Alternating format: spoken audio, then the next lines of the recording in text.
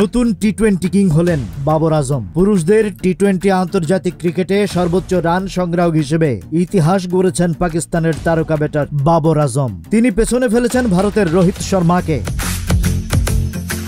Gaddafi স্টেডিয়ামে দক্ষিণ আফ্রিকার বিপক্ষে চলমান সিরিজের দ্বিতীয় টি-20 ম্যাচে এই বিশ্ব রেকর্ডে পৌঁছান বাবর। 4223 রান নিয়ে শুরু করে তার প্রয়োজন ছিল মাত্র 9 রান। অবশেষে ইনিংসের 12তম ওভারের প্রথম বলে 1 রান নিয়ে তিনি নাম লেখান নতুন ইতিহাসে। বর্তমানে তার রান 4232, যা রোহিত শর্মার 4231 রানকে টপকে গেছে। বিরাট কোহলি আছেন 3 নম্বরে। ডিসেম্বরে একই প্রতিপক্ষের বিপক্ষে অ্যাওয়ে সিরিজের পর এই ফরম্যাটে বাবর আর ছিলেন না। টি-20 বিশ্বকাপে তরুণদের সুযোগ দিতে এশিয়া কাপেও তিনি দলের বাইরে ছিলেন। তবে প্রথম ম্যাচে 0 রানে আউট হওয়ার হতাশা ভুলে লাহোরে তিনি দেখালেন কেন তিনি বিশ্বের অন্যতম সেরা।